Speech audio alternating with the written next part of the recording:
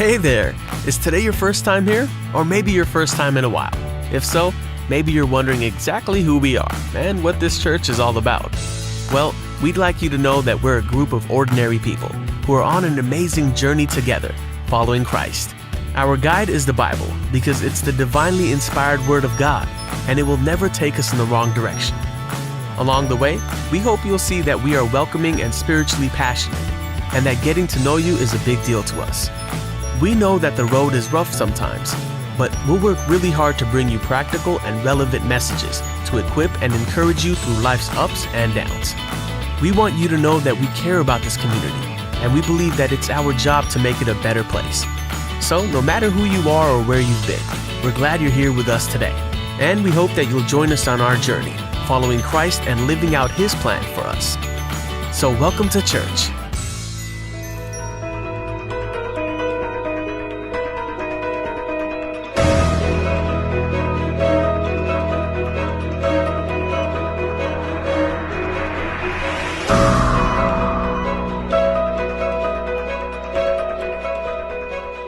हम सब अपने स्थान पे खड़े होंगे, अपनी आराधना सभा को शुरू करेंगे। हालेलुया, प्रभु भला है। सुनाई नहीं दिया, प्रभु भला है। हालेलुया। आइए परमेश्वर की उपस्थिति में चलेंगे, उसके वचन के अनुसार, जैसा वचन कहता है कि उसके फाटकों में प्रवेश करो धन्यवाद के साथ। तो मैं आशा करता हूँ हम सबके पास कोई ना कोई कारण होगा प्रभु को धन्यवाद देने के लिए, है ना। आइए हम सब अपना मुंह खोल के परमेश्वर को धन्यवाद देंगे, अपनी आंखों को बंद करें, अपने हाथों को स्वर के उठाएं और उसकी उपस्थिति में चलेंगे। पिता परमेश्वर और प्रभु यीशु मसीह के पवित्र सामर्थ्य नाम के द्वारा आपके सम्मुख आते हैं प्रभु। सारा आदर सारी महिमा तुझे देते हैं प्रभु, क्योंकि तू आदर के योग्य है, तो महिमा स्तुति प्रशंसा के योग्य है प्रभु।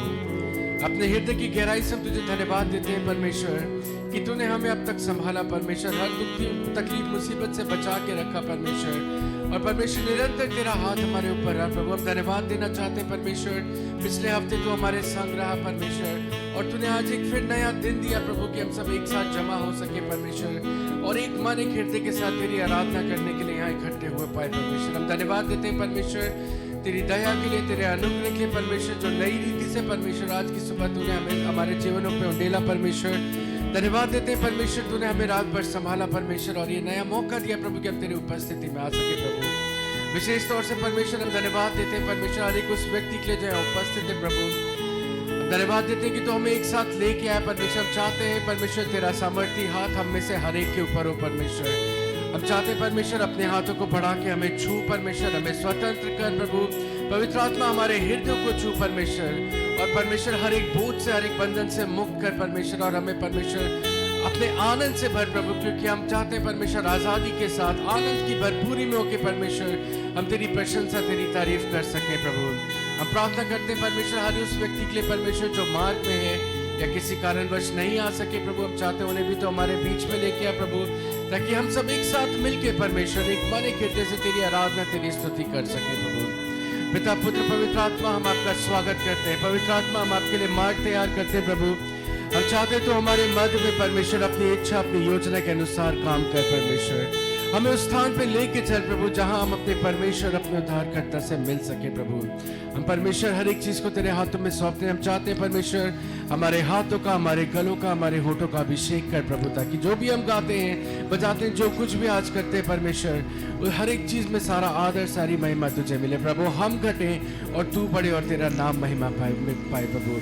आगे के समय को तेरे हाथों में सौंपते हैं, तेरी अगुवाई चाहते हुए प्रभु इस प्रार्थना को अपने उद्धार करता प्रभु यीशु मसीह के पवित्र सामर्थी नाम में होके मांगते हैं, आमीन। हालेलुया। प्रभु भला है। प्रभु को जोरदार ताली बजा के धन्यवाद दे सकते हैं। हालेलुया। कितने लोग कह सकते हैं परमेश्वर ने आपके लिए भलाई की है पिछले हफ्ते? हालेलुया। आपको आशीषें दी है। हालेलुया। आपके पास शब्द है उसको बयान करने के लिए? है नहीं है? कंफ्यूजन है या नहीं है? कोशिश कर सकते हैं। हालेलुया। अपने पड़ोसी से कहिए आइए मिलके हम कोशिश करेंगे और परमेश्वर को धन्यवाद देंगे। हालेलुया। आइए आनंद के साथ मिलके गाएंगे प्रभु की स्तुति। अपने हाथ लेके आए तो ताली बजा सकते हैं उसके लिए।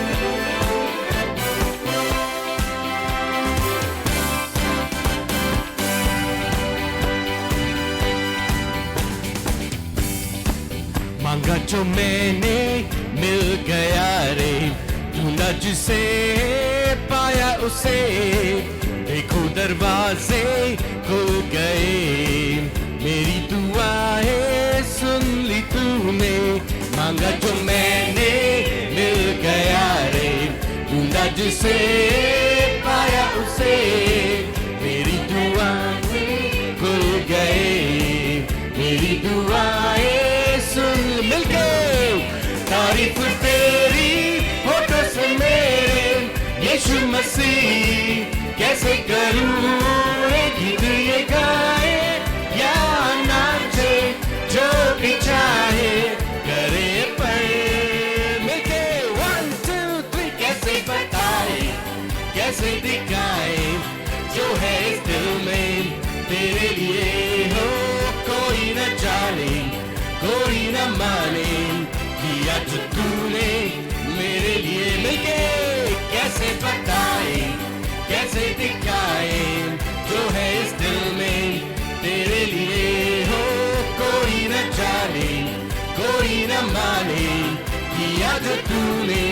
हमारे साथ मिलके गाइएगा, युडले युडले यू, युडले युडले यू, युडले युडले यू, मिलके गली से मिलके युडले युडले यू, युडले युडले यू, युडले युडले यू।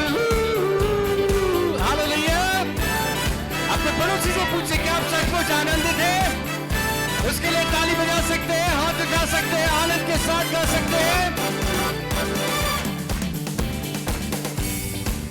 पहले से ही चुन लिया है मुझे तूने, नाम लेके चंगाई ही दी है तूने और आजादी। आइए मिलके प्रभु से कहेंगे, पहले से ही चुन लिया है मुझे तूने, नाम लेके चंगाई दी है तूने और आजादी। जोर से तारीफ तेरी होठों से मेरे यीशु मसीह, कैसे करूं रे गीत ये गाए या नाचे, जो भी गाए करे पर। मिलके गाएंगे आनंद के साथ, कैसे बताए, कैसे दिखाए, जो है इस दिल में तेरे लिए, कोई न जाने कोई न माने, किया जो तूने। आइए प्रभु से कहे हाथ उठा के, कैसे बताए, कैसे दिखाए, जो है इस दिल में तेरे लिए हो, कोई न जाने कोई न माने, किया जो तूने। तैयार है मिलके गाने के लिए? युडले युडले यू, युडले युडले यू, युडले युडले यू, मिलके युडले युडले यू, युडले युडले यू, युडले युडले यू, युडले युडले यू, युडले युडले यू, युडले युडले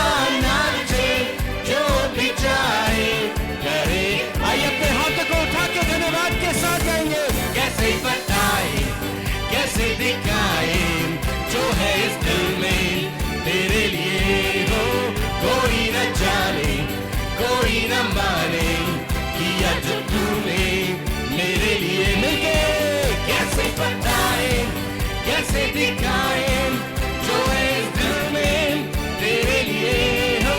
कोई न जाने कोई न माने किया जो तूने मेरे लिए। मिलके गाएंगे युद्धले युद्धले यू युद्धले युद्धले यू युद्धले युद्धले यू मिलके युद्धले युद्धले यू युद्धले युद्धले यू युद्धले युद्धले यू। एक बार और युद्धले युद्धले यू युद्धले युद्धले यू युद्धले युद्धले यू युद्धले युद्धले यू युद्धले युद्धले यू युद्धले युद्धले यू। हालेलुया युद्धले युद्धले यू युद्धले युद्धले यू युद्धले युद्धले यू।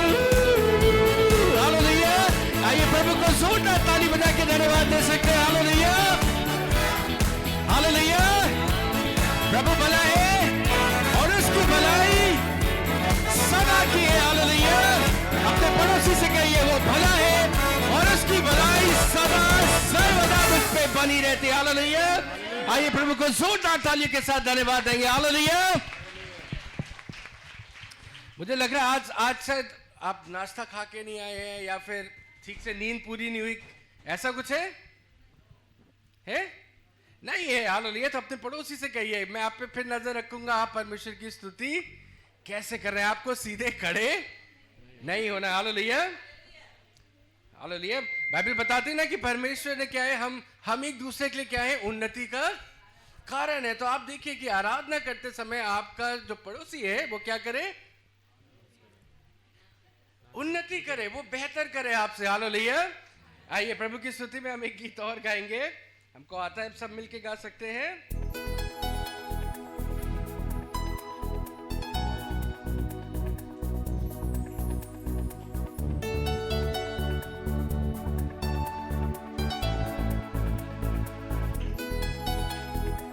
आइए अपने दोनों हाथ लेके आए तो ताली बजा सकते हैं।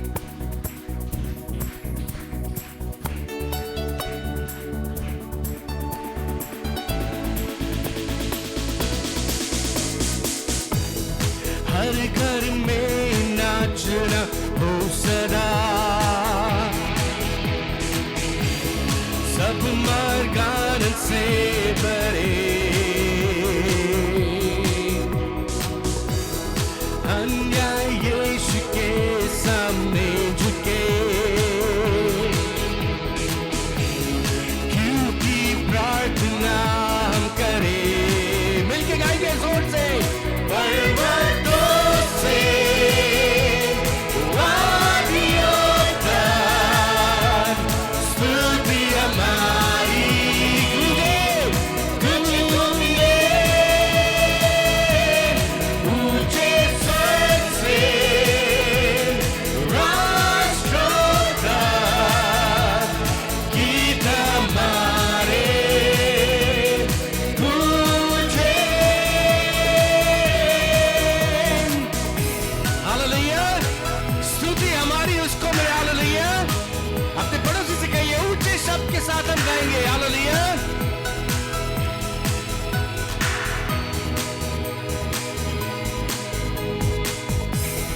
अद्भुत ज्योति अंधकार में खिले,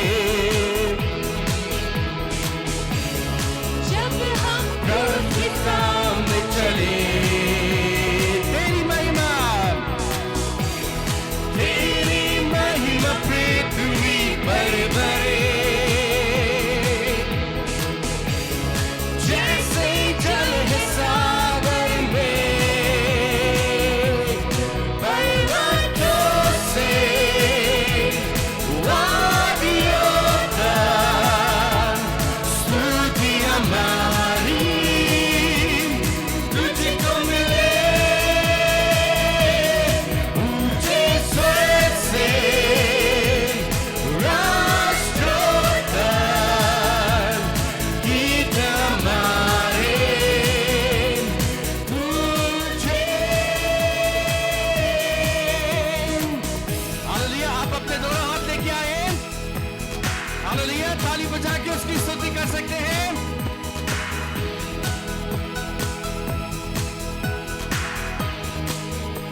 अद्भुत ज्योति,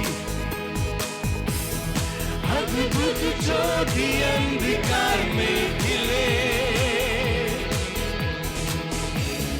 जब हम क्रूस के सामने चढ़े।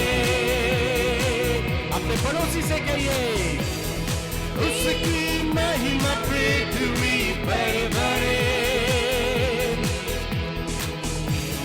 जैसे जल है सागर में। मिलके ताली बजा के, पर्वतों से वादियों तक स्तुति हमारी तुझको मिले, ऊंचे स्वर से राष्ट्रों तक गीत हमारे गूंजे। पर्वतों से वादियों तक स्तुति हमारी। Oh yes Lord, let our praises reach your throne. तुझको मिले, ऊंचे स्वर से राष्ट्रों तक गीत हमारे गूंजे।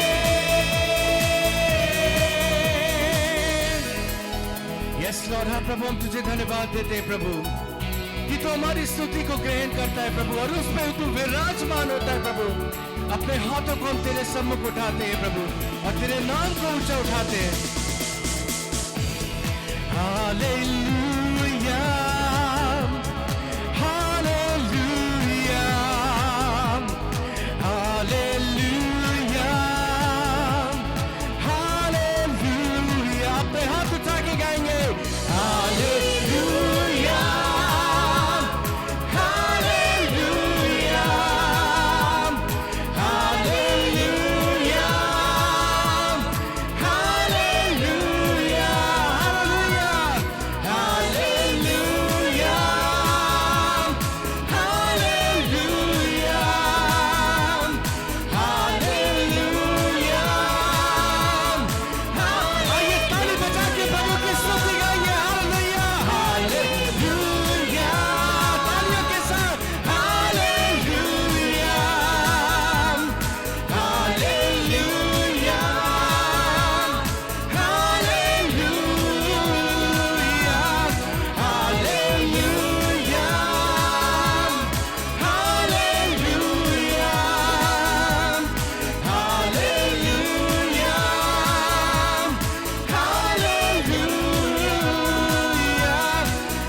Hallelujah,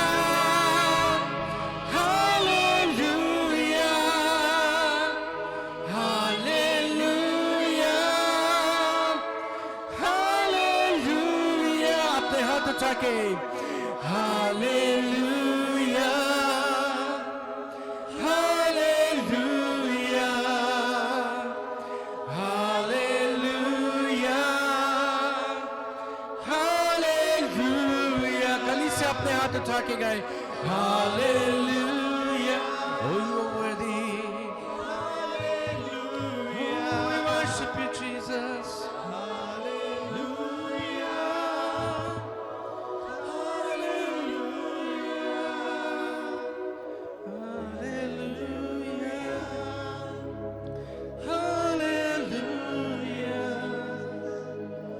Hallelujah. Hallelujah. हाँ प्रभु, हम तुझे सारा आदर, सारी महिमा देते हैं प्रभु। ये हमारी प्रार्थना है परमेश्वर, हमारी स्तुति, हमारी प्रशंसा परमेश्वर तुझ तक पहुंचे परमेश्वर। जो हम तुझे धन्यवाद दे परमेश्वर, वो तेरे सिंहासन तक पहुंचे प्रभु, ऊंचे स्वर्ग से राष्ट्रों तक परमेश्वर। तेरा ही नाम हो परमेश्वर, जिसकी जय जयकार हो प्रभु, क्योंकि तेरे नाम के जैसा और कोई नाम नहीं प्रभु। तेरे नाम के जैसा सामर्थ्य और कोई नाम नहीं प्रभु। तेरे नाम के जैसा महिमा में और कोई नाम नहीं। आइए हम अपने हाथों को उठा के प्रभु के नाम को महिमा दें, अपने मुंह को खोल के उसके नाम को ऊंचा उठाएं, क्योंकि उसका नाम प्रशंसा के योग्य है।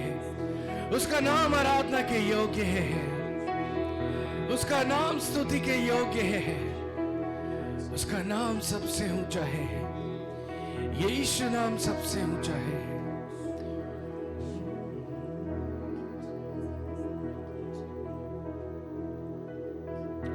Oh, we worship you, Jesus. Worship you. यीशु नाम, यीशु नाम, यीशु नाम, यीशु नाम, यीशु नाम, यीशु नाम की जय। यीशु नाम, यीशु नाम, यीशु नाम, यीशु नाम, यीशु नाम, यीशु नाम की जय। अपने हाथों को उठा के आइए, उसके नाम को ऊंचा उठाएंगे। यीशु नाम, यीशु नाम, यीशु नाम, यीशु नाम, यीशु नाम, यीशु नाम की जय। यीशु नाम, यीशु नाम, यीशु नाम, यीशु नाम, यीशु नाम, यीशु नाम की जय। यीशु नाम, यीशु नाम, यीशु नाम, यीशु नाम, यीशु नाम, यीशु नाम की जय है।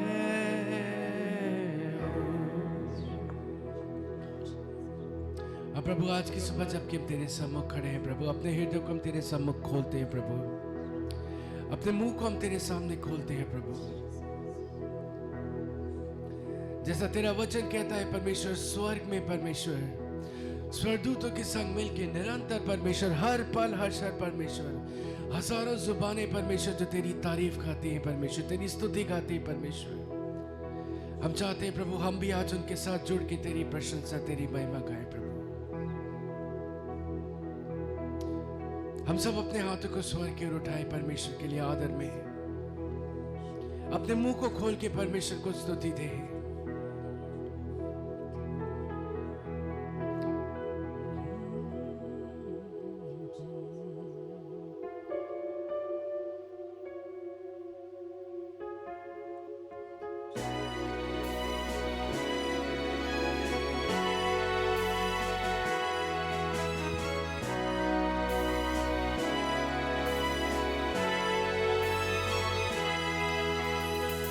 सारी पृथ्वी पर तेरा अधिकार, तू राजा धीराज है प्रभु। तुझसे है जमीन, तुझसे आसमां, जगू का तू मालिक प्रभु। मिलके गाएंगे। सारी पृथ्वी पर तेरा अधिकार, तू राजा धीराज है प्रभु। तुझसे है जमीन, तुझसे आसमां, जगू का तू मालिक प्रभु। करते सजदा इबादत हो तेरी सदा, हजारों जुबानें गाए तेरा ही नाम दोहराए, यीशु तू पवित्र है। आइए हाथ उठा के गाएंगे। हजारों जुबानें गाए तेरा ही नाम दोहराए, यीशु तू पवित्र है।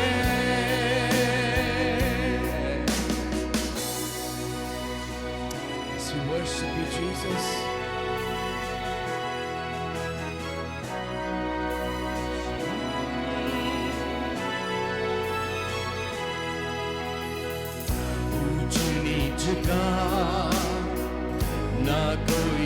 तू तेरे राज में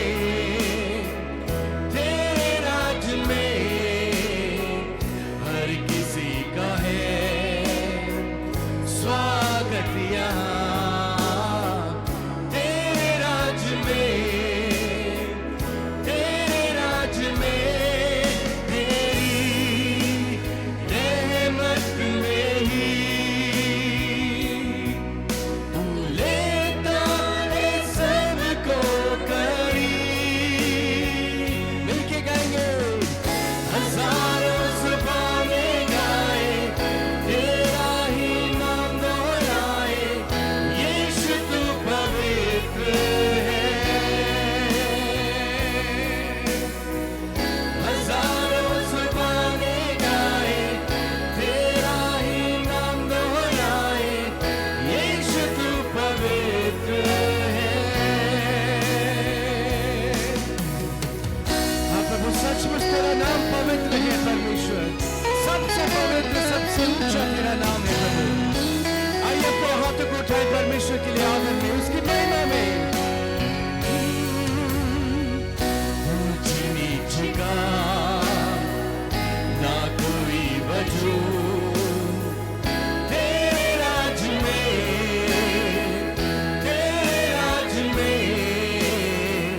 हर किसी का है स्वागत यहाँ तेरे राज में तेरी रहमत में ही तू लेता है सबको करीब। आइए हाथ उठा के मिलके गाएंगे हजारों जुबानें गाए तेरा ही नाम दोहराए यीशु तू पवित्र है। आइए स्वर के साथ मिलके उसकी प्रशंसा करेंगे हजारों जुबानें गाए तेरा ही नाम दोहराए यीशु तू पवित्र है। हो हजारों जुबानें गाए तेरा ही नाम दोहराए यीशु तू पवित्र है। हजारों जुबानें गाए तेरा ही नाम दोहराए यीशु तू पवित्र है।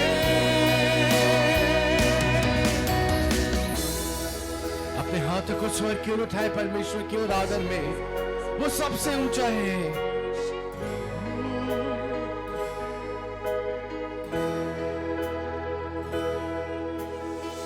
शाहों का शाह तू खुदा तेरा ना कोई मुकाबला तेरा ही तख्त रहे सबसे ऊंचा। शाहों का शाह तू खुदा तेरा ना कोई मुकाबला तेरा ही तख्त रहे सब। अपने हाथ को उठा के इसको आदर दे। शाहों का शाह तू खुदा तेरा ना कोई मुकाबला तेरा ही तख्त रहे सबसे ऊंचा। शाहों का शाह तू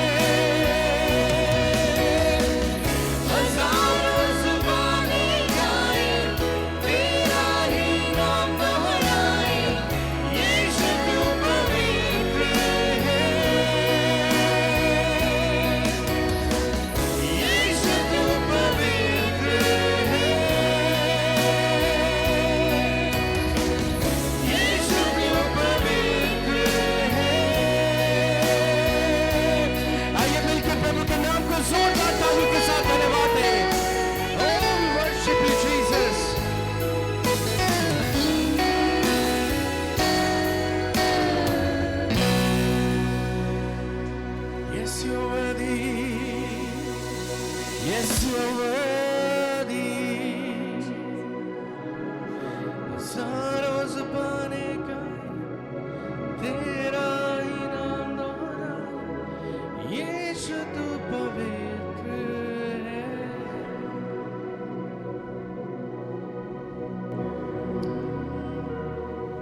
हालेलुया। हाँ प्रभु, न सिर्फ हजारों जुबानें गाएंगी बल्कि हर जुबान तेरा अंगीकार करेगी, हर घुटना तेरे सामने झुकेगा।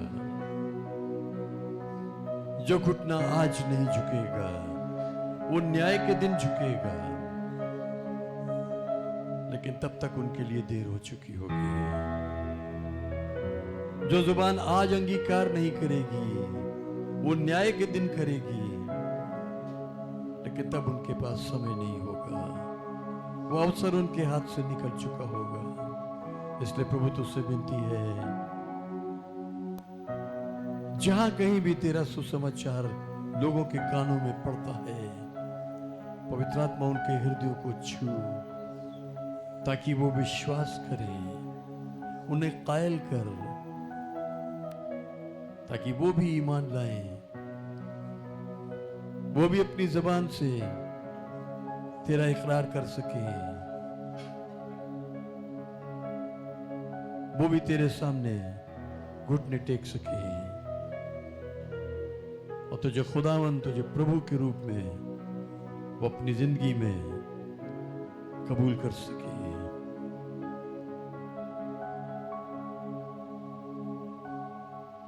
हम तेरा शुक्र अदा करते हैं कि तूने आज सुबह फिर हमें यह मौका दिया है कि हम तेरी इबादत के लिए यहां जमा हुए। तूने हमें जिंदों की जमीन पर रखा, उस खाक में मिलने से बचाए रखा,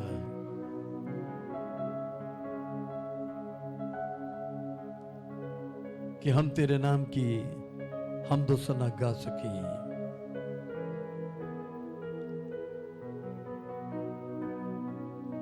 वरना आज बहुत तेरे ये मौका खो चुके होंगे,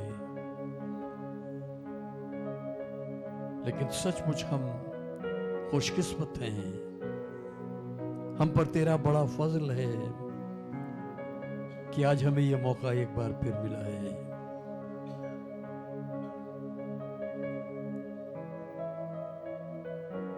हमने तेरी इबादत जिस भी शक्ल में की है,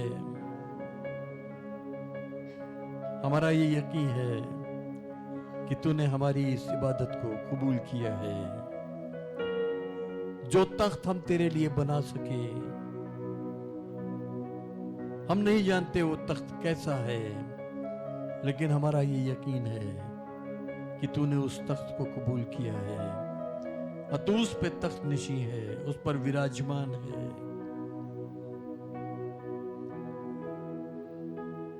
हम तेरा स्वागत करते हैं।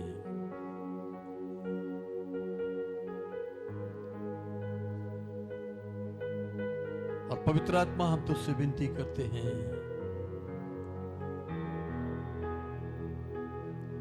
हमारे बीच में जुम्बिश कर, हमारे बीच में मंडरा, हम सबको अपने इख्तियार में ले ले, अपने अधिकार में ले। हमारी रहनुमाई कर, हमारी अगुवाई कर, ताकि आगे हम जो कुछ भी करें वो सब मिलके खुदावंद यीशु मसीह के नाम को जलाल और इस कलीसिया को तरक्की दे सके। आगे का सारा वक्त हम तेरे हाथों में सौंप देते हैं। तू ही हमें आगे लेकर चल, ताकि सब कुछ तेरी मर्जी के मुताबिक पूरा हो सके।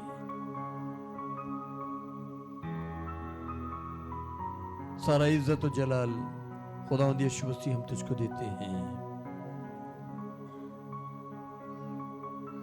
खुदा बाप, हम तुझको सारी इज्जत सारा जलाल देते हैं, क्योंकि तू ही उसके लायक है।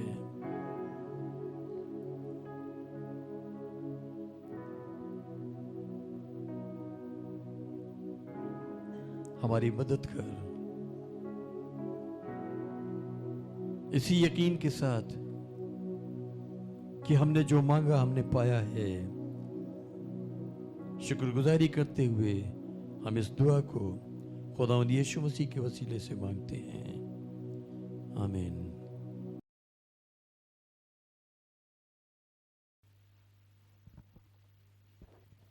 जब मैंने कहा कि मेरा पाँव फिसलने लगा है, तब हे यहोवा तेरी करुणा ने मुझे थाम लिया। Therefore I tell you, whatever you ask for in prayer, believe that you have received it, and it will be yours.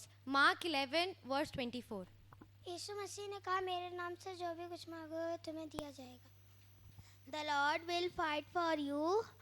Exodus 14:14. मैंने तुझे संसार में से चुन लिया है। धन्य है वे जो मन के दिन है, क्योंकि स्वर्ग का राज उन्हीं का है। मत्ती 5:3 में लिखा है, Truly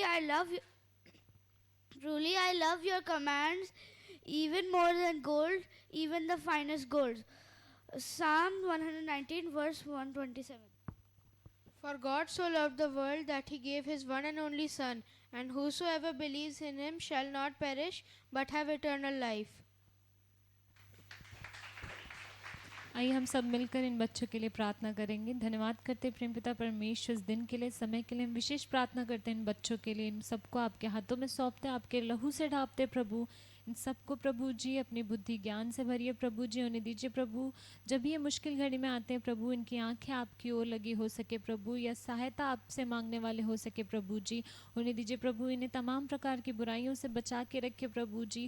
और जिस भी क्षेत्र में जाते हैं प्रभु, इन्हें आशीष दीजिए खुदावन प्रभु जी।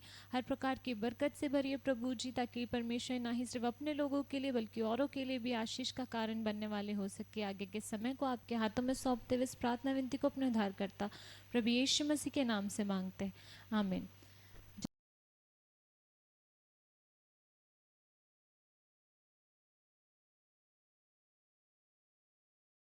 सभी को जय मसीह की। और अब कौन सा वक्त है?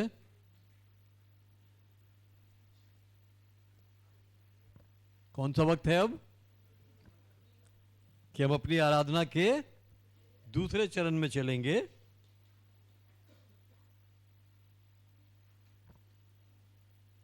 और बाइबल की एक आयत है, मैं उसी पे थोड़ी देर के लिए आपसे बातचीत करूंगा। दूसरा कुरिन्थियों उसका 9वां बाब और 10वीं आयत। दूसरा कुरिन्थियों 9 अध्याय 10वां पद।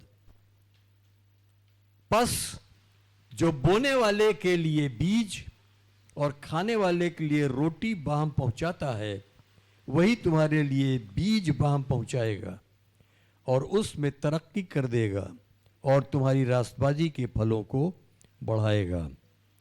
हिंदी में क्या लिखा है?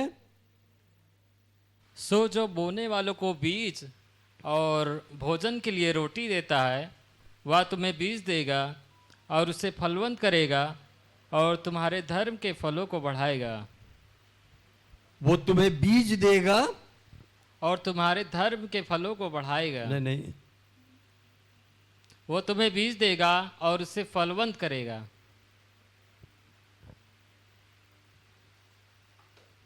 वो रोटी देता है। परमेश्वर हमें रोटी देता है। यीशु मसीह ने अपने चेलों से, यहूदियों से ये कहा कि आसमान के परिंदों को देखो, आकाश के पक्षियों को देखो, वो न बोते हैं, न काटते हैं और न ही खत्तों में बटोरते हैं, तो भी तुम्हारा आसमानी बाप उन्हें खिलाता है। तो ऐ कम एतकाद, ऐ अल्प विश्वासियों, वो तुम्हें क्यों नहीं खिलाएगा? और आज इंसान रोटी के लिए ही परेशान रहता है। कि हम क्या खाएंगे।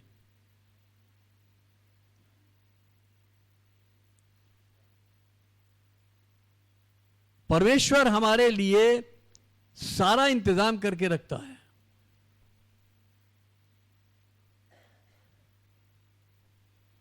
परमेश्वर का एक दास था एलिया।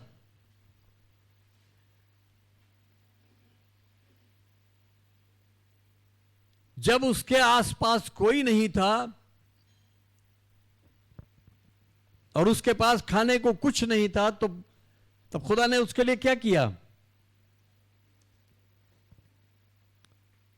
उसने एक कौवे को ठहराया जो उसके लिए रोटी लेकर आता था और उसको खिलाता था। जो भीड़ यीशु मसीह के पीछे पीछे चल रही थी और थक गई थी, यीशु मसीह ने जब उस भीड़ को देखा तो यीशु मसीह ने क्या किया? वो भीड़ जिसमें मर्द 5,000 थे, औरतें और बच्चे छोड़ के, उस भीड़ के लिए कितनी रोटियां चाहिए थी?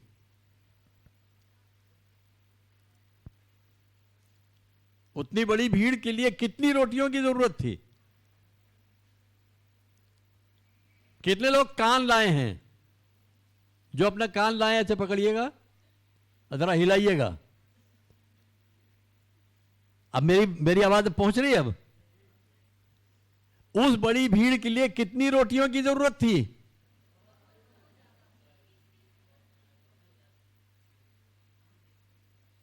यही हमारी सोच है। इसी वजह से हमें घटी होती है। उस भीड़ को खिलाने के लिए 5 रोटियां काफी थी। कितनी रोटियों में से खाया उन्होंने? 5 में से ही खाया। 5,000 रोटियां नहीं थी, 5 रोटियां थी, 2 मछलियां थी। उसमें 12-14 हजार की भीड़ ने खा लिया और खाने के बाद 12 टोकरे बच भी गए। हालेलुया! हमारा खुदा वो खुदा है। लेकिन हम सब वही अंद्रियास की तरह ये सोचते हैं कि अरे इनके लिए तो पता नहीं 300-400 दिनार की रोटियां खरीद के लानी पड़ेंगी तब जाके पूरी पड़ेगी। हम खुदा को एक हद में बांध देते हैं, परमेश्वर को एक सीमा में हम बांध देते हैं कि हमारा परमेश्वर सीमित है, वो इससे ज्यादा नहीं कर सकता, और तभी हम तकलीफ उठाते हैं।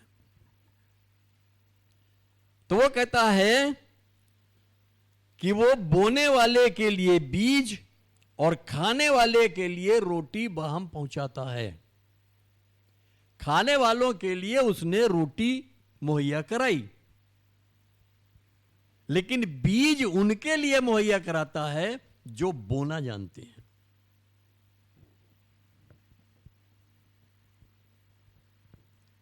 कभी आपने बीज की दुकान देखी है?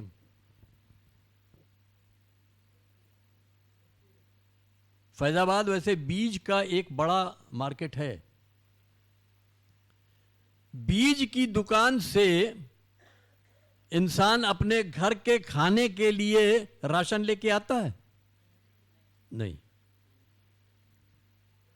वहां से वही शख्स लेके आता है जिसको बोना है। खाने के लिए अलग है, बोने के लिए अलग है। तो खुदा बोने वाले को बीज देता है। बीज का जो मतलब है जिसमें बढ़ोतरी होती है। आपके घर में अगर महीने में 20 किलो गेहूं, 20 किलो आटा लगता है, तो आप 20 किलो आटा लेके आते हैं पहली तारीख को। महीना खत्म होते होते वो घटता है या बढ़ता है? लेकिन जो बीज बोता है तो वो बीज बढ़ता है।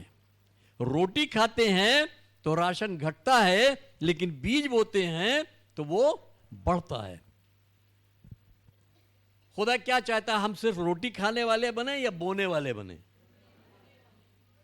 क्योंकि बोने वाला दो काम करता है, बहुतों के लिए रोटी का इंतजाम करता है। अगर बोने वाला न बोए तो फसल कहां से काटी जाएगी?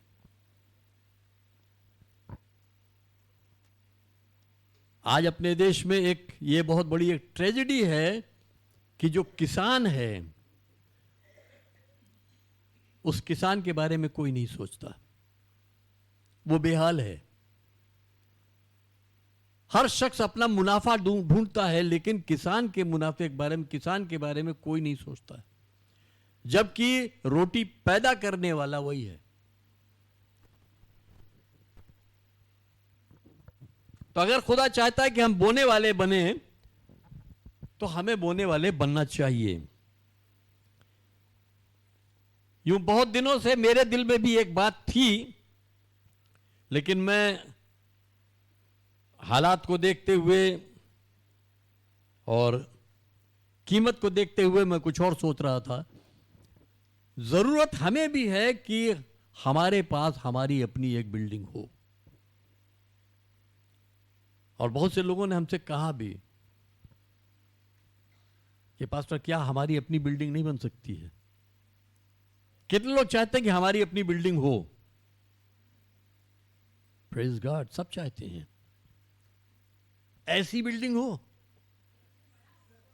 इससे भी बड़ा हो, इतना ही खूबसूरत, ऐसे ही एसी लगा हुआ, सब कुछ ऐसा ही चाहिए है? जोर से बोले।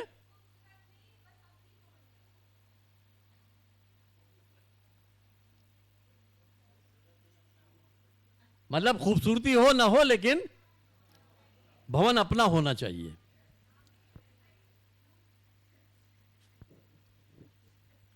क्लिफ रिचर्ड का नाम किसी ने सुना है? क्लिफ रिचर्ड एक पॉप सिंगर था और आपको जान के ताज्जुब होगा कि वो पॉप वर्ल्ड में अमेरिका में बहुत फेमस हुआ। और वो कहां का रहने वाला था मालूम? कहां पैदा हुआ था? लखनऊ में। एंग्लो इंडियन था। मैंने नहीं जानता वो है या है, अभी है, काफी बूढ़ा हो गया है। उसने एक एल्बम निकाला। पहले वो पॉप गाता था, फिर बाद में उसने मसीही गाने शुरू किए। तो उसने एक एल्बम निकाला था, उस एल्बम का नाम था why should the devil have all the good music, कि सारा अच्छा संगीत क्यों शैतान के पास रहे। संगीत किसने बनाया है? परमेश्वर ने।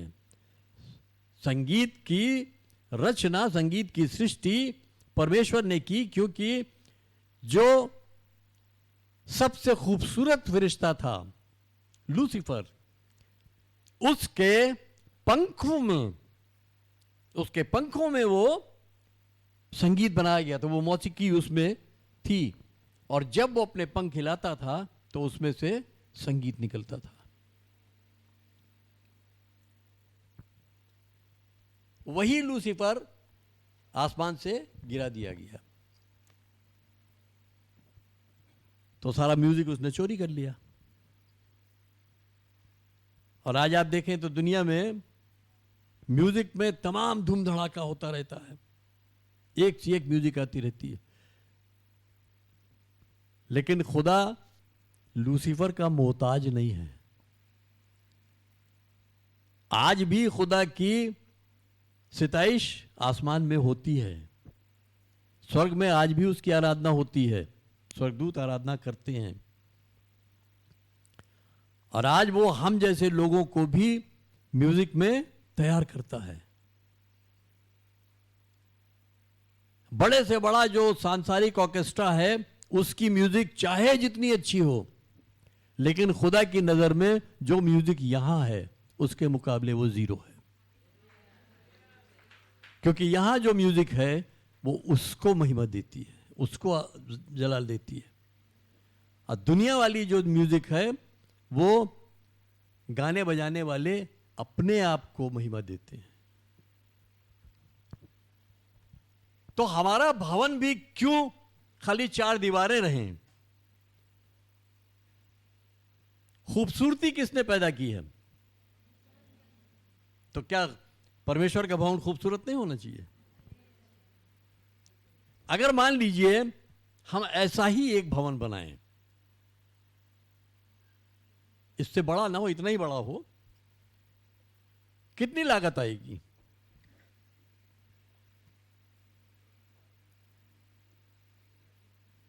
बहुत से लोगों ने मकान बनाए होंगे, मकान खरीदने की भी कुछ लोग कोशिश कर रहे होंगे, कुछ बनाने की कोशिश कर रहे होंगे।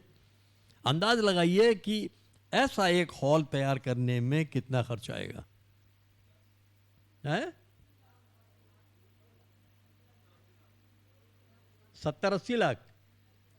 जमीन कितने की मिलेगी?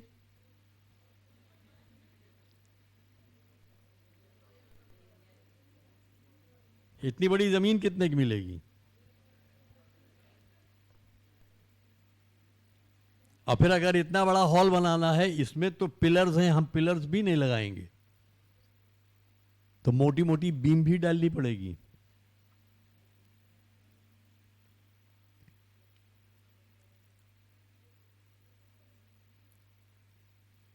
खुदा के फजल से आज हम इस हॉल का महीने का 30,000 रुपए देते हैं,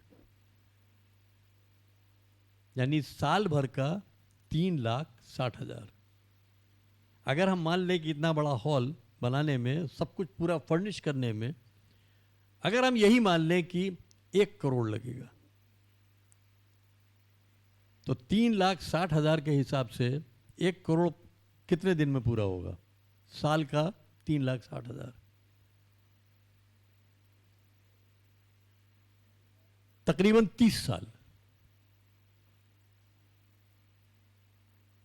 30 साल भी नहीं,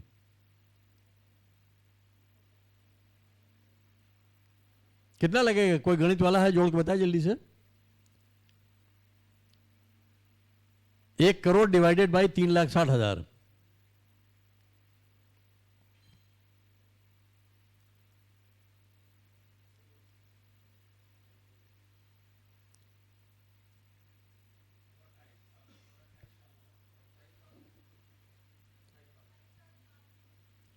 यानी मोटे तौर पर 30 साल मान लें, 30 साल लगेगा।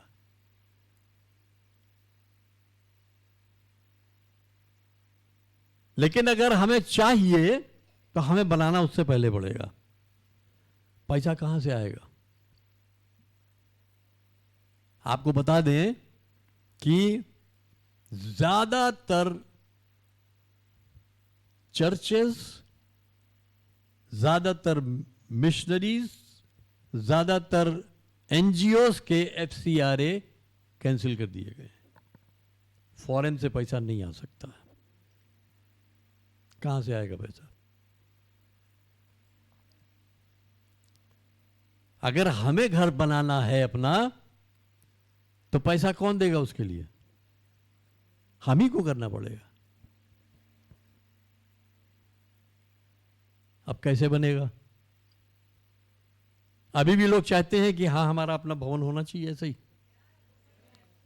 कैसे बनेगा?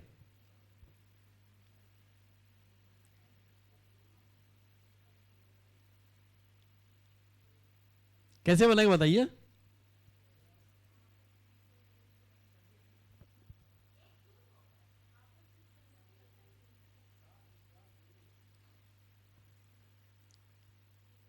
दूसरा कुरिन्थियों 9 उसका 10वां पद फिर से पढ़िए। क्या लिखा है?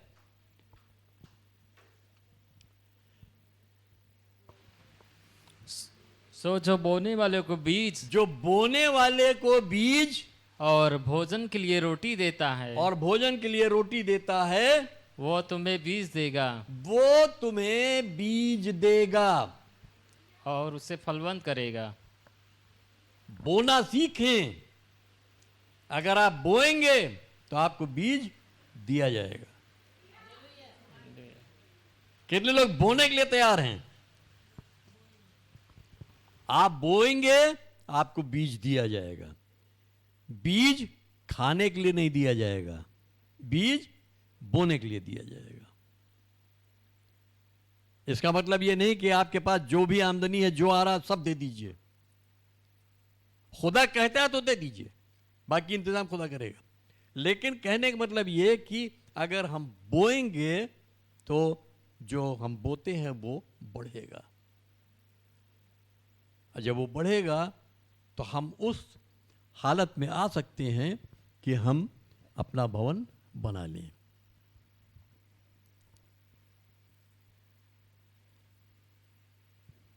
और हमने कभी भी इस चर्च के लिए सेंटर से हेल्प नहीं मांगी है, और हम अगर भवन भी बनाएंगे तो हम नहीं चाहेंगे कि हमें सेंटर से मदद लेनी पड़े। ये कलीसिया उस लेवल पर आनी चाहिए कि ये कलीसिया दूसरों को दे सके बजाय मांगने के।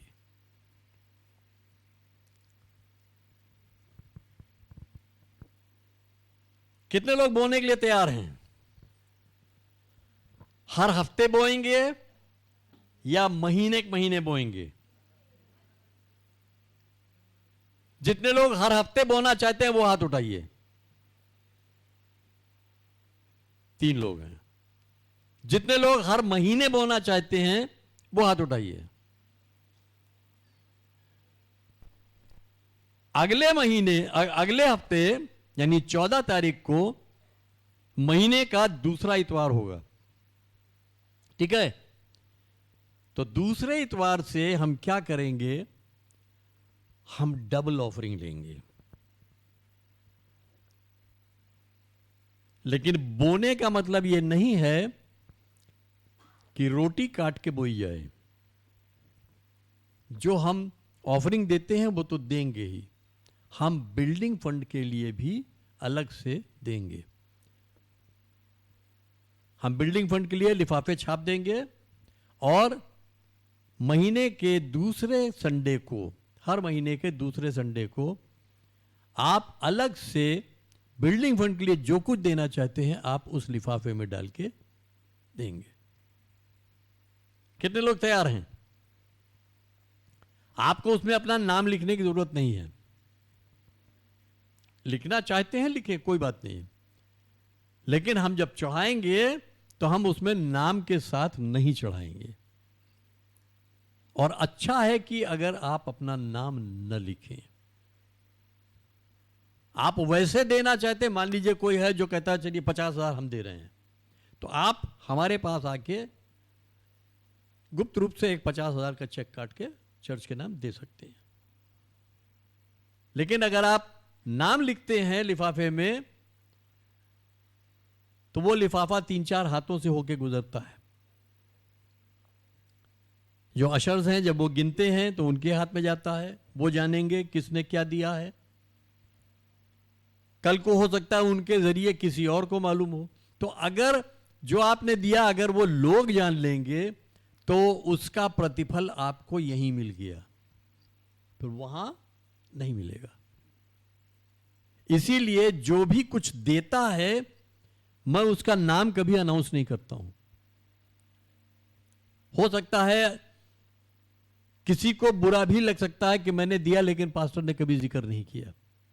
अगर मैं जिक्र कर दूंगा लोग ताली बजा देंगे आपके लिए, और आपको जो प्रतिफल मिलना है वो तालियों के रूप में मिल जाएगा, उसके आगे फिर प्रतिफल नहीं मिलना है। तो इसलिए मैं यह चाहता हूं कि आपको प्रतिफल परमेश्वर से मिले, मनुष्यों से नहीं।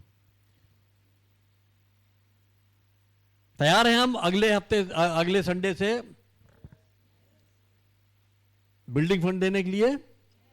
हर महीने के दूसरे संडे को बिल्डिंग फंड हम जमा करेंगे, ठीक है?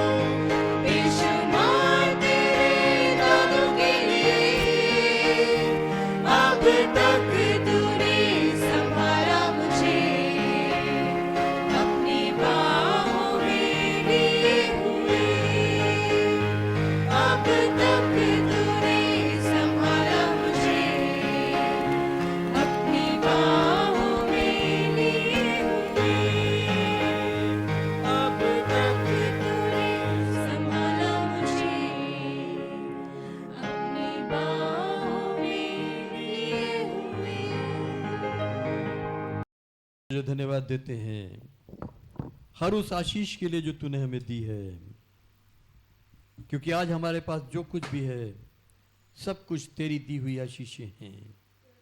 उन्हीं में से हम धन्यवाद के साथ जो कुछ भी तेरे राज्य में भेंट के रूप में या दशवांश के रूप में लाए हैं, हमारी तुझसे विनती है प्रभु, इसे तू ग्रहण कर और अपनी महिमा के लिए इस्तेमाल कर। जिन हाथों ने भेंट के रूप में आज तेरे राज्य में जो कुछ भी बोया है, होने दे वो उसका 100 गुना फसल काट सके। और जो हाथ किसी वजह से न दे पाए हों, उन्हें भी तू आशीष दे, ताकि वो भी तेरे राज्य में बोके एक बहुतायत की कटनी काट सकें। जिन्होंने अगर अपने दशवांश दिए हैं, स्वर्ग के झरोखे अपने वायदे के मुताबिक उन पर खोल दे, अपरंपार आशीषों की बारिश कर, ताकि सचमुच उनके पास जगह कम पड़ने लगे और वो आशीषें उनसे होती हुई औरों तक भी पहुंच सकें। हाँ प्रभु, हम जानते हैं कि तू अपने वायदे में सच्चा है, इसलिए हम ये भी जानते हैं कि हमने जो मांगा है हमने पाया है। इसलिए धन्यवाद देते हुए इस विनती को हम प्रभु यीशु मसीह के नाम से मांगते हैं, आमीन। अब वक्त है कि हम दुआ में चलेंगे और कुछ लोगों के लिए खास तौर से हम दुआ करेंगे। उन लोगों के लिए दुआ करेंगे जो इस हफ्ते में अपने जीवन के नए वर्ष में प्रवेश कर रहे हैं, जो अपना जन्मदिन मना रहे हैं। 10 तारीख को पास्टर ब्रिटो राज की वाइफ बहन कैरोलिन और उड़ीसा के भुवनेश्वर के पास्टर SR बाबू, ये दोनों अपनी ज़िंदगी के नए साल में दाखिल होंगे। और 12 तारीख को बरेली में भाई विपिन सिंह, वो अपने जीवन के नए साल में प्रवेश करेंगे। तो हम इन दोनों के लिए प्रार्थना करेंगे और उसके बाद फिर हम बीमारों के लिए या उन लोगों के लिए जो तकलीफ में हैं, हम उनके लिए दुआ करेंगे। पिता परमेश्वर, हम तुझे धन्यवाद देते हैं कि तू हर दिन हमारी सुधि लेता है। हम इस समय विशेष रूप से बहन कैरोलिन बिट्टो को, पास्टर SR बाबू को और विपिन को तेरे हाथों में देते हैं। तुझे धन्यवाद देते हैं कि वो अपने जीवन के नए साल में इसी सप्ताह में प्रवेश करेंगे। हमारी तुझसे विनती है, ये नया वर्ष उनके लिए हर रीति से नया हो, नई आशीषें लेकर आए, नई आशा उनके जीवन में हो, नया अभिषेक उन पर होने पाए, ताकि ये सब नए सिरे से तेरे लिए इस्तेमाल किए जा सकें। जैसे इस वर्ष तूने इन्हें अपने हाथों में संभाला है, आने वाले वर्ष में भी इनको दूनी आशीषों से परिपूर्ण करना और अपनी महिमा के लिए इस्तेमाल करना। इन्हें तेरे हाथों में देते हुए हम इस विनती को प्रभु यीशु मसीह के नाम से मांगते हैं, आमीन। हम प्रार्थना करेंगे कुछ लोगों के लिए जिनको तकलीफ है। कलकत्ता में बहन रेनू और किरण की छोटी वाली बहन कोकिला है, उसको कुछ तकलीफ है। और जिन विपिन सिंह के लिए हमने प्रार्थना की, उनकी पत्नी रमोना, उन्हें कैंसर की शिकायत थी, उनकी कीमो वगैरह हुई है और उनका फाइनल टेस्ट हुआ है। उसकी रिपोर्ट अभी मुझे नहीं मालूम है कि क्या आई है। हम उनके लिए प्रार्थना करेंगे। हारून और मरियम को खुदा ने एक बेटी दी है। कल सुबह 5 बजे उस बच्ची की तबीयत थोड़ी गड़बड़ है, हम उसके लिए दुआ करेंगे। इटली में भाई औरंगजेब हैं, हम उनके लिए दुआ करेंगे, वो अस्पताल में भर्ती हैं। एक भाई मनोरथ हैं जिनको शराब की लत लगी है, हम उनके लिए दुआ करेंगे क्योंकि उनके लिए हमारे पास निवेदन आया है। और भाई मनशाराम जो कि भाई सालिग्राम के छोटे भाई हैं, वो अभी जब आ रहे थे तो बाइक से उनका एक्सीडेंट हुआ है, कुछ चोटें आई हैं। आप अपनी जगह पे खड़े हो जाएंगे? ज़्यादा चोटें हैं? हम इनके लिए दुआ करेंगे। इनका नाम मनशाराम है और कलीसिया की एक बहन है, बहन सुशीला शाही, हम उनके लिए दुआ करेंगे। वो थोड़ी एनीमिक हैं, हीमोग्लोबिन उनका कम है, हम उनके लिए भी दुआ करेंगे कि प्रभु उनको भी चंगाई दे। पिता परमेश्वर, हम इस समय कोकिला को, रमोना को, हारून और मरियम की बेटी को, औरंगजेब को, मनोरथ, मनशाराम और बहन सुशीला शाही को तेरे अनुग्रह के सिंहासन के सामने लाते हैं। इन सब को क्या तकलीफ है तुझे मालूम है।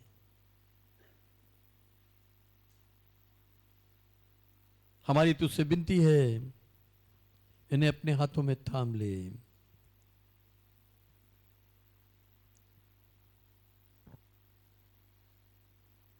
हम तेरा धन्यवाद करते हैं, तेरा शुक्र अदा करते हैं खुदावंद यीशु मसीह कि तूने अपने नाम का इख्तियार हमें दिया है।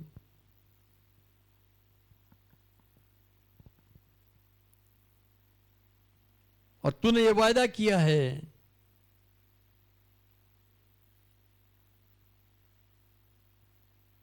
कि जो तुझ पर ईमान रखते हैं उनमें ये निशानियां होंगी कि वो तेरे नाम से बीमारों पर हाथ रखेंगे और बीमार शिफा पाएंगे, चंगे होंगे। जितने लोगों के हमने नाम लिए हैं, हम अपनी रूह में, अपनी आत्मा में हाथ बढ़ाकर खुदावंद यीशु मसीह हम तेरे नाम से उन पर रखते हैं।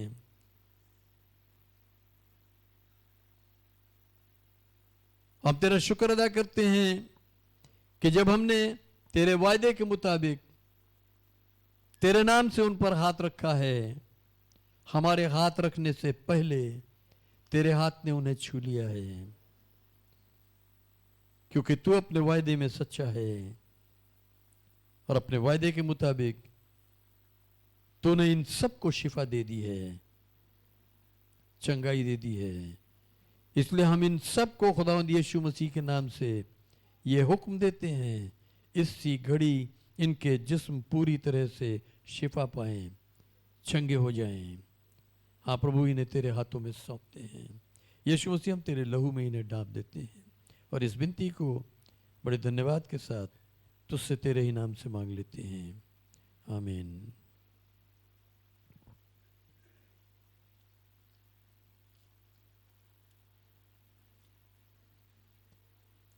अब हम थोड़ी देर के लिए वचन में चलेंगे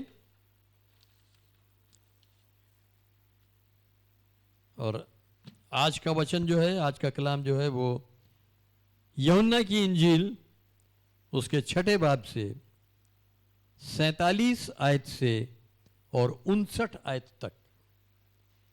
यूहन्ना 6 47 से 59। यहां यीशु मसीह कहता है, मैं तुमसे सच सच कहता हूं कि जो ईमान लाता है हमेशा की जिंदगी उसकी है। जिंदगी की रोटी मैं हूं। तुम्हारे बाप दादा ने बियाबान में मन्ना खाया और मर गए। ये वो रोटी है जो आसमान से उतरी है, ताकि आदमी उसमें से खाए और न मरे। मैं हूं वो जिंदगी की रोटी जो आसमान से उतरी। अगर कोई इस रोटी में से खाए तो अबद तक, यानी हमेशा जिंदा रहेगा। बल्कि जो रोटी मैं जहां की जिंदगी के लिए दूंगा वो मेरा गोश्त है।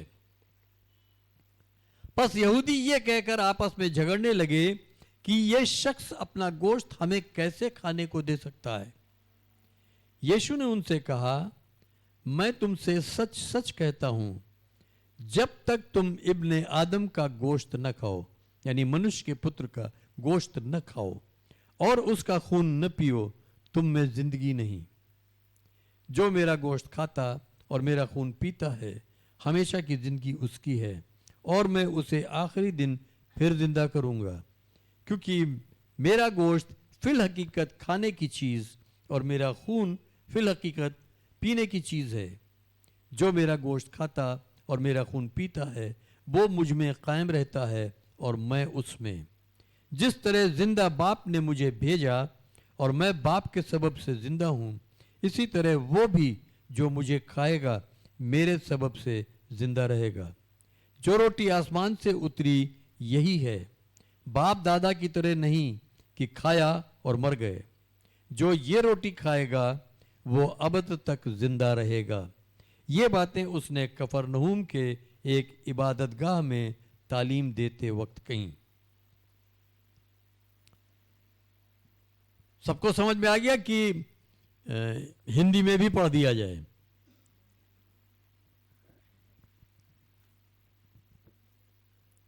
अगर आपने पहले पढ़ा है तो आपको समझ में आ गया होगा, नहीं पढ़ा है तो आप घर जाके पढ़ सकते हैं। यहां यीशु मसीह एक ऐसी बात कहता है जो सुनने वालों को बड़ी नागवार गुजरी, उन्हें अच्छी नहीं लगी, उन्हें यीशु मसीह की बात पसंद नहीं आई। यीशु मसीह ने क्या कहा कि जिंदगी की रोटी मैं हूं, जीवन की रोटी मैं हूं। वो रोटी जो आसमान से उतरी है, मैं वो रोटी हूं, और जो कोई मुझ में से खाएगा वो हमेशा की जिंदगी पाएगा, वो अनंत जीवन पाएगा। और तब वो उस बात को और क्लियर करता है और खुल के बोलता है कि बल्कि जो रोटी मैं इस जहां की जिंदगी के लिए दूंगा, यानी जगत के जीवन के लिए दूंगा, वो मेरा मांस है, मेरा गोश्त है।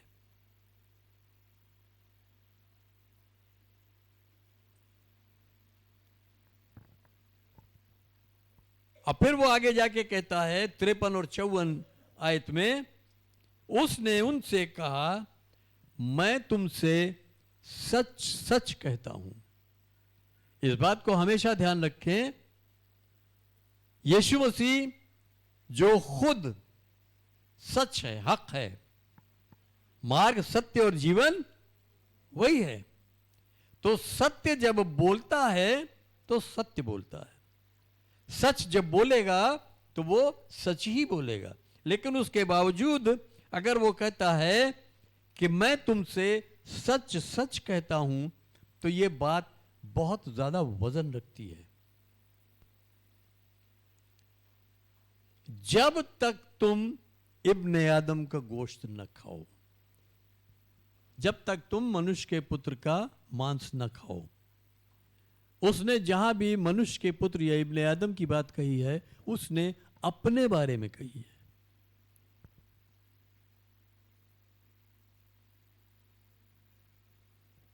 तो वो कहता है जब तक तुम मेरे गोश्त में से नहीं खाओगे और मेरे खून में से नहीं पियोगे, तुम में जिंदगी नहीं है।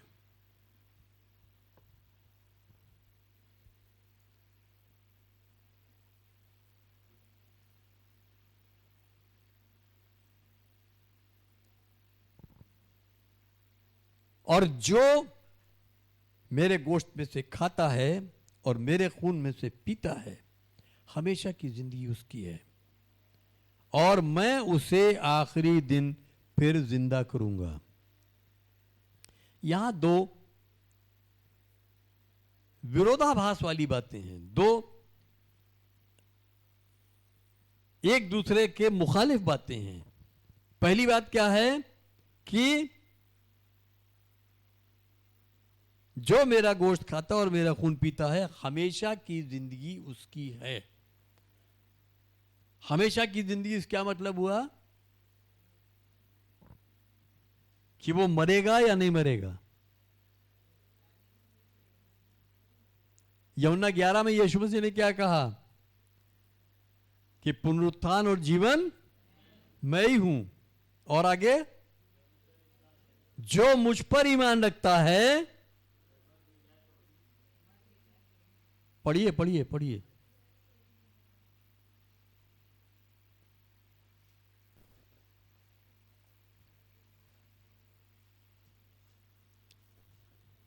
पुनरुत्थान और जीवन मैं हूँ, जो कोई मुझ पर विश्वास करता है वह यदि मर भी जाए तो भी जिएगा।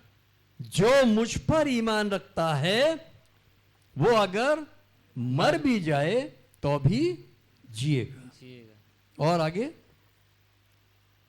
और जो कोई जीवित है और जो जिंदा है और मुझ पर विश्वास करता है वह अनंत काल तक ना मरेगा। जो जिंदा है और मुझ पर ईमान रखता है वो अबद तक नहीं मरेगा।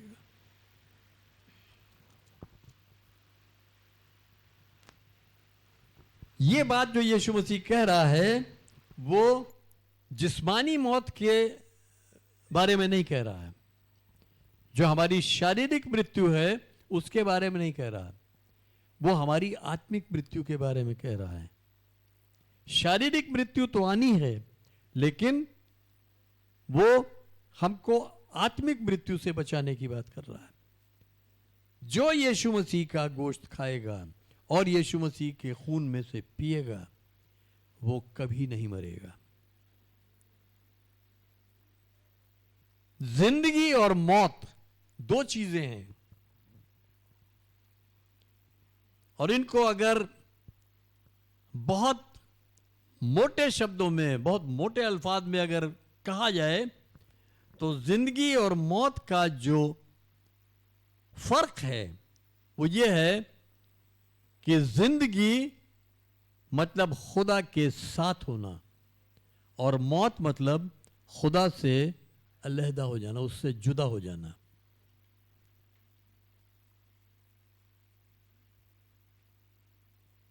जीवन का स्रोत कौन है? जिंदगी का सोता जो है, जिंदगी जहां से आती है वो सोर्स कौन है? खुदा है। यानी अगर खुदा के साथ हैं तो जिंदगी है, और अगर खुदा के साथ नहीं है, परमेश्वर के साथ नहीं है, तो वहां मृत्यु है, वहां मौत है।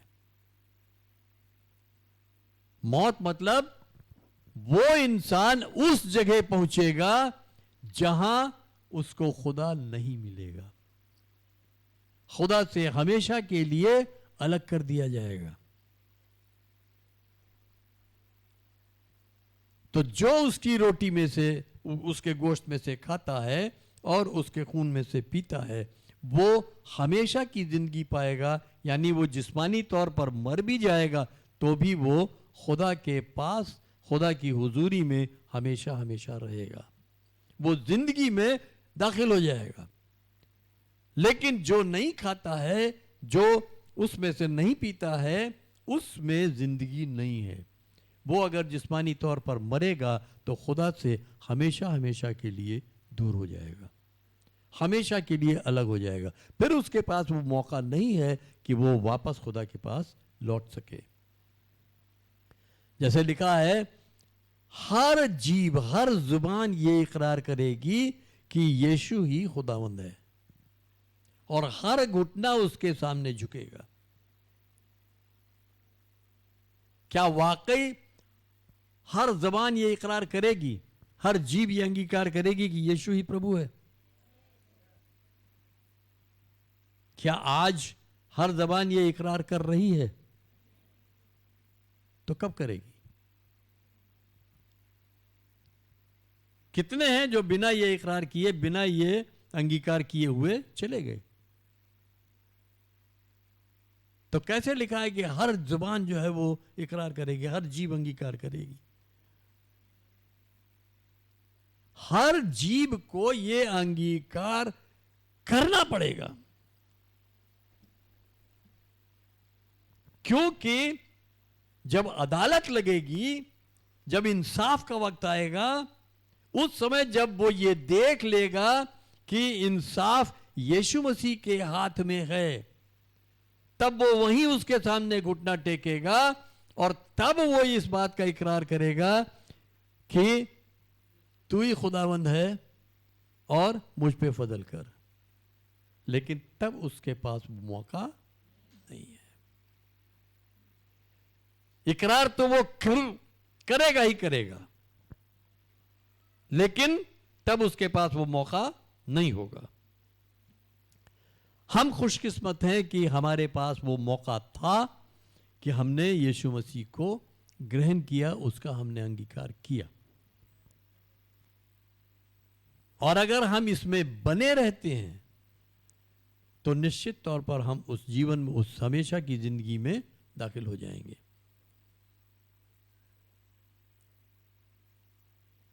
आपके जो पड़ोसी हैं, आपके जो दोस्त हैं, आपके जो रिश्तेदार हैं, जिन्होंने यीशु मसीह पर विश्वास नहीं किया, उस पर ईमान नहीं लाए हैं, उसको अपना प्रभु ग्रहण नहीं किया है,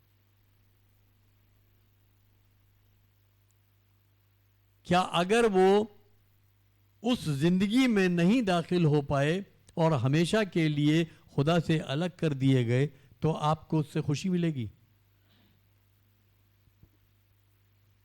खुशी मिलेगी? तो उनके लिए कुछ करिए, उनके लिए सोचिए। मरकुस 16 उसके 15 पद में वहां यीशु मसीह क्या कहता है? तुम जाओ, सब प्राणियों को सुसमाचार का प्रचार करो। जो विश्वास करे, जो ईमान ले आए और बपतिस्मा ले, उसी का उद्धार है, उसी को नजात मिलेगी।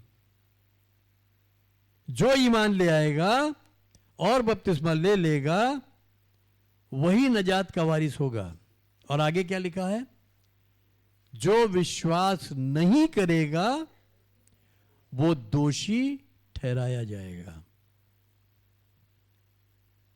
अपने चारों तरफ नजर दौड़ा के देखें, कितने लोग हैं जो उस हाल में हैं कि वो दोषी ठहराए जाएंगे। और जब वो दोषी ठहराए जाएंगे तो हो सकता है खुदा आपसे पूछे कि तुमने उनको इंजील का पैगाम दिया, तुमने उनको सुसमाचार सुनाया, तुमने उनको मेरे बारे में बताया, तुमने उनको नजात के रास्ते के बारे में बताया? और अगर हमने नहीं बताया तो उस समय हमारे पास जवाब नहीं होगा। तो इसलिए हम उनके लिए भी सोचें। और जब हम खुदावंद की इस मेज में शामिल होते हैं तो उस समय हम बड़ी संजीदगी के साथ, बड़ी गंभीरता के साथ इसमें शामिल हों। जैसे पहला कुरिन्थियों 11 बाब उसकी 23 से 32 आयत में यहां पौलुस लिखता है, क्योंकि ये बात मुझे खुदावंद से पहुंची और मैंने तुमको भी पहुंचा दी कि खुदावंद यीशु ने जिस रात वो पकड़वाया गया रोटी ली और शुक्र करके तोड़ी और कहा, ये मेरा बदन है जो तुम्हारे लिए है, मेरी यादगारी के वास्ते यही किया करो। और मत्ती इसको इस तरह लिखता है, जब वो खा रहे थे तो यीशु ने रोटी ली और बरकत चाहकर तोड़ी और शागिर्दों को देकर कहा, लो खाओ, ये मेरा बदन है। और लूका उसी को इस तरह लिखता है कि फिर उसने रोटी ली और शुक्र करके तोड़ी और ये कहकर उनको दी कि ये मेरा बदन है जो तुम्हारे वास्ते दिया जाता है, मेरी यादगारी के लिए यही किया करो। अगर हम इन तीनों आयतों को मिला लें तो यह हुआ कि उसने रोटी ली, शुक्र किया, उस पर बरकत मांगी, उसे तोड़ा और उन्हें दिया और कहा कि लो खाओ, ये मेरी देह, ये मेरा बदन है जो तुम्हारे लिए दिया जाता है, और मेरी यादगारी के लिए यही किया करो। इसी तरह उसने खाने के बाद प्याला भी लिया और कहा कि यह प्याला मेरे खून में नया अहद है, जब कभी पियो मेरी यादगारी के लिए यही किया करो। और इसी बात को मत्ती लिखता है, फिर प्याला लेकर शुक्र किया और उन्हें देकर कहा, तुम सब इसमें से पी लो, क्योंकि ये अहद का मेरा वो खून है जो बहुतेरों के गुनाहों की मुआफी के वास्ते बहाया जाता है। और लूका लिखता है, और इसी तरह खाने के बाद प्याला यह कहकर दिया कि यह प्याला मेरे उस खून में नया अहद है जो तुम्हारे वास्ते बहाया जाता है। अगर इन तीनों आयतों को हम मिला दें तो कुछ इस तरह आता है कि इसी तरह उसने खाने के बाद प्याला भी लिया और उनसे कहा कि तुम सब इसमें से पी लो, और उनसे कहा कि यह प्याला मेरे उस खून में नया अहद है, यानी नई वाचा है, जो तुम्हारे वास्ते और बहुतों के गुनाह की माफी के वास्ते बहाया जाता है। तो यीशु मसीह ने जो अपना बदन दिया, अपनी देह जो उसने दी, वो इसलिए दी कि हम उसमें से खाएं और जिंदगी पाएं। हमारे लिए दी गई, मेरे लिए दी गई। यीशु मसीह जो कुर्बान हुआ तो मेरे लिए कुर्बान हुआ, और जो उसने अपना खून बहाया और उसने मुझे दिया कि लो इसमें से पियो, क्योंकि मैं ये खून तेरे पापों की माफी के लिए बहा रहा हूं। और ये खून जो है, ये इसमें एक नई अहद बंधी हुई है, इसमें एक नई वाचा बंधी हुई है, नई वाचा का लहू है, ये नए अहद का खून है जो तेरे गुनाहों की माफी के लिए बहाया जा रहा है। तो हम जब इसमें शामिल होते हैं तो हम इन बातों को अच्छी तरह से समझ बूझ के तब इसमें शामिल हों, क्योंकि आगे लिखा है, क्योंकि जब कभी तुम ये रोटी खाते और इस प्याले में से पीते हो तो खुदावंद की मौत का इजहार करते हो जब तक वो न आए। यानी जब तक वो नहीं आ रहा है तब तक इस रोटी में से खाने और इस प्याले में से पीने के जरिए हम क्या करते हैं, हम उसकी मौत की गवाही देते हैं।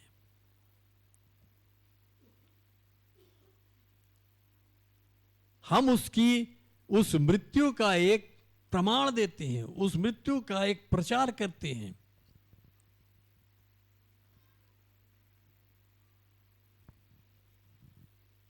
इस वास्ते जो कोई नामुनासिब तौर पर खुदा की रोटी खाए या उसके प्याले में से पिए, वो खुदावंत के बदन और खून के बारे में कसूरवार होगा। जो कोई अनुचित रीति से उसकी रोटी खाए और उसके कटोरे में से पिए तो वो प्रभु की देह और उसके लहू का अपराधी ठहरेगा। अनुचित रीति क्या है? गैर मुनासिब तरीका क्या है? अगर हम उसकी मौत की गवाही दे रहे हैं तो यहां मुनासिब और गैर मुनासिब क्या है, नामुनासिब क्या है? हम किसी बात की गवाही तब दे सकते हैं जब हम उसमें शामिल हैं, जब हम वहां मौजूद हैं। अगर आपके मोहल्ले में अभी किसी के घर में डकैती पड़ जाए तो क्या आप उसकी गवाही दे पाएंगे कि किसने डाका डाला है, कौन आया था डाका डालने? आप दे पाएंगे गवाही? क्योंकि आपकी आंख के सामने वो सब नहीं हुआ है, इसलिए आप गवाही नहीं दे सकते। आप उस वाकये में, आप उस घटना में शामिल नहीं हैं, इसलिए आप उस घटना की गवाही नहीं दे सकते हैं। ठीक इसी तरह अगर हम यीशु मसीह की मौत में शामिल नहीं हैं तो हम उसकी मौत की गवाही नहीं दे सकते। हमारी गवाही झूठी है। और उसकी मौत में हम शामिल कब होते हैं? गलतियों 2 उसके 20 आयत को अगर देखिए तो पौलुस लिखता है इस बात को कि मैं मसीह के साथ सलीब पर मारा गया।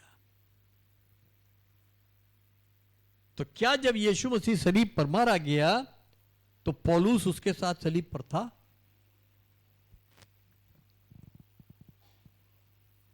था या नहीं था? नहीं था। फिर पौलुस कैसे कहता है कि मैं उसके साथ सलीब पर मारा गया? और इतना ही नहीं कहता, और आगे क्या कहता है?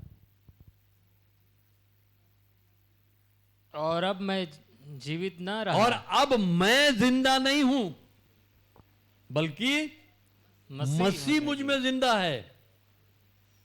और अब अगर जिस्मानी तौर पर मैं जिंदा हूं तो कैसे जिंदा हूं?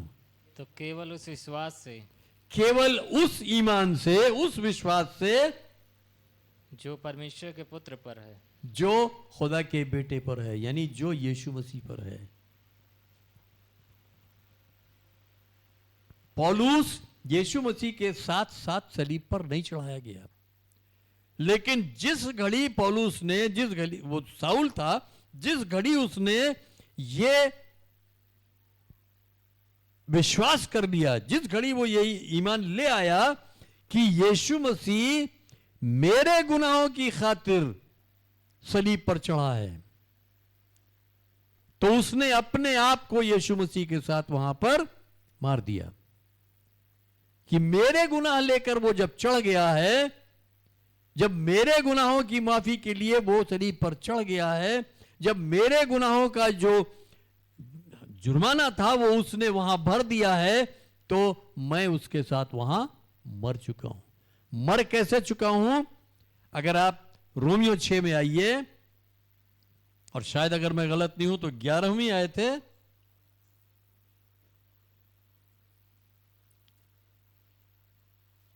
कि जो मर गया ऐसे ही तुम भी अपने आप को पाप के लिए तो मरा, परंतु परमेश्वर के लिए मसीह यीशु में जीवित समझो। नहीं, 7 आयत है, जो मर गया क्योंकि जो मर वो गया पाप से छूट गया। क्या लिखा है?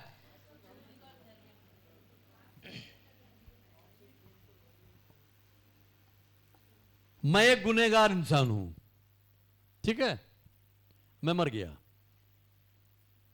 तो क्या मर जाने से मैं धर्मी ठहर गया? यह ट्रांसलेशन की गलती है, आप उसको सुधार लीजिए। लिखा क्या है? For he that is dead is freed from sin. जो मर गया वो पाप से छूट गया। एक शख्स जो बात बात पे गाली देता है, बात बात पे थप्पड़ चलाता है, वो मर गया। अब उसको आप कुछ भी कहो, उसके साथ कैसा भी बर्ताव करो, वो कुछ करेगा? नहीं कर पाएगा, क्योंकि अब वो मर गया है। अब वो पाप नहीं कर सकता है, लेकिन अब तक जो उसने किए हैं वो उसके नाम पर लिखे हुए हैं। लेकिन जो यीशु मसीह के साथ क्रूस पर मर गया, तो वो अब आगे को पाप नहीं कर सकता, और उसके पीछे के पाप सारे माफ हो चुके हैं। वो गुनाह से छूट गया है, यानी गुनाह की जो गिरफ्त थी उस गिरफ्त से वो छूट चुका है। अगर हमने यीशु मसीह पर विश्वास किया है तो उस विश्वास के द्वारा कि उसने मेरे पापों की सजा ली है, तो मैं अपने पापों के उस बंधन से छूट चुका हूं। अब पाप करूं या ना करूं, ये मेरी मर्जी पर है। अब शैतान का मुझ पर कोई जोर नहीं है,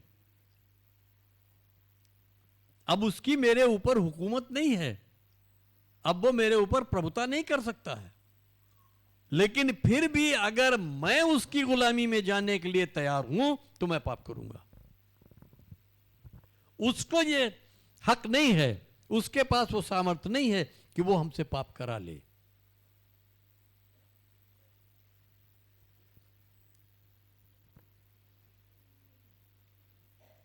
तो जो कोई अनुचित रीति से प्रभु की रोटी खाए या उसके प्याले में से पिए, वो प्रभु की देह और उसके लहू का अपराधी ठहरेगा।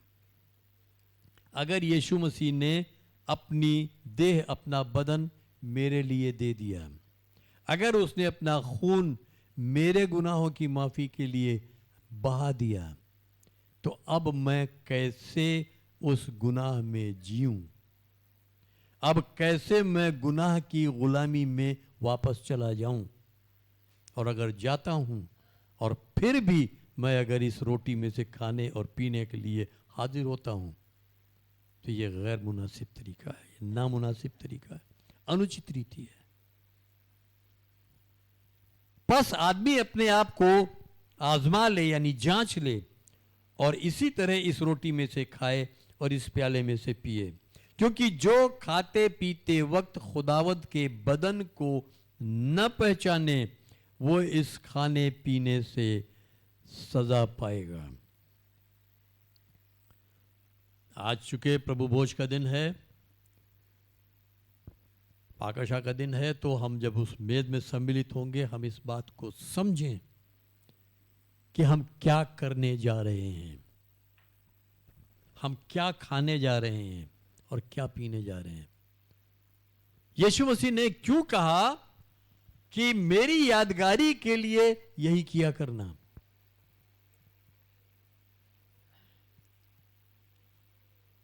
हम सब 25 तारीख को क्या मनाते हैं? 25 दिसंबर को उसका जन्मदिन मनाते हैं। सब कुछ भूल जाएं लेकिन 25 दिसंबर नहीं भूलते हैं। यीशु मसीह ने कहीं कहा कि मेरे पैदा होने के दिन को हमेशा याद रखना, मनाया करना, मेरे पैदा होने के दिन की यादगार मनाया करना, नहीं कहा। उसने यादगार के लिए यह कहा कि जो कुर्बानी मैं दे रहा हूं उस कुर्बानी को याद रखना। मेरा पैदा होना तुम्हें नजात नहीं देगा, मेरा इस जमीन पर जो कुछ भी मैंने 30 साल 33 साल किया वो तुम्हें नजात नहीं देगा। तुम्हें नजात मेरी कुर्बानी और मेरा जी उठना देगा। ये याद रखो, हमेशा इस बात को याद रखो। तो वो वक्त है कि हम उसकी मेज में शामिल होने के लिए आएंगे, और उससे पहले हम अपनी जगह पर थोड़ा सा वक्त दुआ में बिताएं। हम अपने आप को जांचें, खुदा के सामने हम अपने को रखें, पवित्र आत्मा से कहें, पाक रूह से कहें कि हमें स्कैन कर, हमारा एक्सरे ले ले, हमें आर पार जांच।